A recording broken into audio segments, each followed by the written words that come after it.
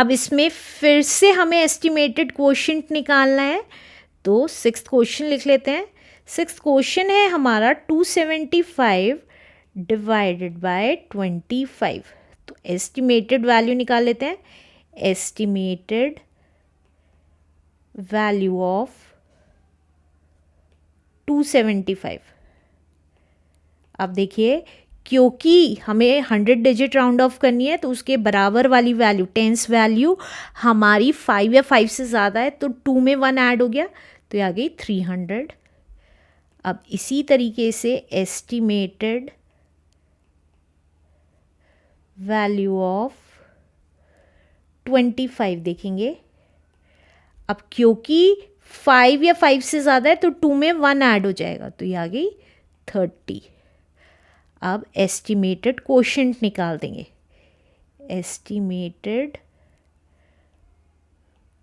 Quotient, estimated quotient कितना आ जाएगा? 300 को डिवाइड करेंगे 30 से, तो देखिए यहाँ साइड में दिखा रही हूँ, 300 को 30 से डिवाइड किया, 31 ज़ा 30, कुछ नहीं बचा, ज़ीरो उतरा, तो ज़ीरो लग गया, तो that means 10 is the answer.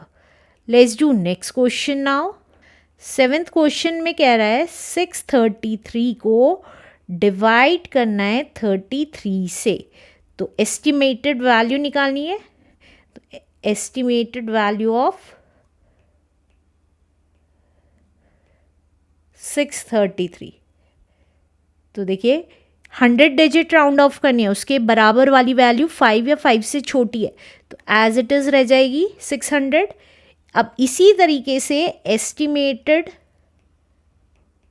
Value of 33 देखेंगे, क्योंकि 33 में ये 3 5 से छोटा है, तो एज इट इज़ 30 रह जाएगा। अब एस्टिमेटेड क्वोशंट कितना आ जाएगा? एस्टिमेटेड क्वोशंट, देखिए डिवाइड कर देती हूँ, 600 को डिवाइड कर देंगे 30 से, साइड में लिख रही हूँ कितना आएगा, 600 को 30 से डिवाइड किया, 32 ज़ा 60, कुछ नहीं बचा, ज़ीरो उतारा, तो ज़ीरो लग गया, तो that means 20 is the answer. Let's do next question now. Eighth question में कह रहा है हमें 729 को डिवाइड करना है 29 से, तो एस्टिमेटेड वैल्यू निकाल लेंगे। Estimated value of 729। अब देखिए 7 के पास वाली वैल्यू 5 से छोटी है, तो दैट मीन्स 5 या 5 से छोटी है, तो एज इट इज़ रहेगी 700। अब इसी तरीके से एस्टिमेटेड वैल्यू ऑफ 29 निकाल लेंगे।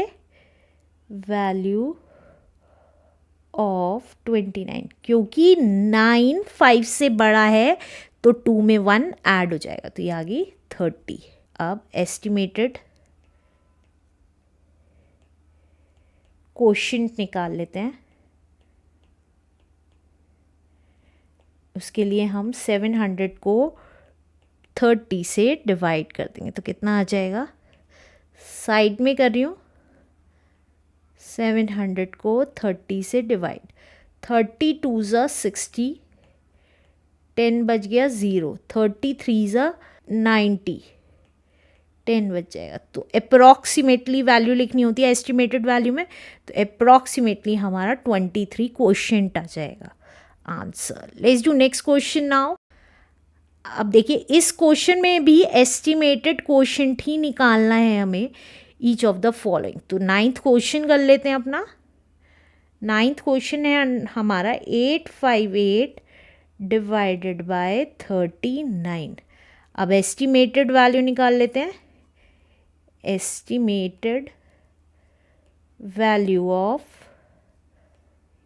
858 की, तो देखिए 8 के बराबर वाला 5 है, तो इसका मतलब 8 में 1 ऐड हो जाएगा, तो ये आ गई 900। अब इसी तरीके से एस्टिमेटेड वैल्यू ऑफ 39 निकाल लेते हैं। तो क्योंकि 9 5 से बड़ा है तो 3 में 1 ऐड हो गया, तो आ गई 40। अब एस्टिमेटेड कोशेंट निकाल लेंगे। एस्टिमेटेड कोशेंट कितना आ जाएगा, 900 को डिवाइड कर देंगे 40 से। तो साइड में डिवाइड कर रही हूँ 900 को 40 से। अब 42 ज़ा 80, 1 10 बच गया, 0 उतार लिया। 42 ज़ा 80, तो ये आ गया हमारा 20 पॉइंट लग जाएगा 05। तो अप्रॉक्सीमेट वैल्यू लिखनी होती है, क्योंकि यहाँ पे 22.5 आ रहा है तो हम इसे अप्रॉक्सीमेटली 23 लिख सकते हैं answer. Let's do last question now. 10th है हमारा 868 डिवाइडेड बाय 38। अब एस्टिमेटेड वैल्यू लिख लेंगे। एस्टिमेटेड वैल्यू ऑफ 868 कितना आ जाएगा, क्योंकि 8 के पास जो 6 है वो 5 से बड़ा है, तो ये आ गया एस्टिमेटेड वैल्यू 900। अब इसी तरीके से एस्टिमेटेड वैल्यू ऑफ 38 कितनी आ जाएगी, क्योंकि 8 5 से बड़ा है तो 3 में 1 ऐड हो गया, 40 हो गई।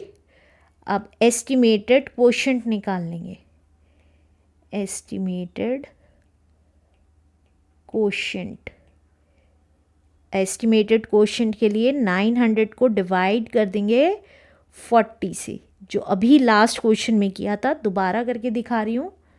900 को 40 से डिवाइड, 42 ज़ 80, 10 बच गया, एक 0 उतार लिया। अगेन 2 ज़ 80, 20 बच गया, एक 0 उतारा पॉइंट लगा के। अब 45 ज़ 200, तो अगेन हम क्या लिख सकते हैं इसका आंसर, 23 भी लिख सकते हैं, क्योंकि एस्टिमेटेड वैल्यू निकालनी है और वो 5 से, पॉइंट के बाद वाली वैल्यू 5 से बड़ी है। Answer. Let's do next exercise now.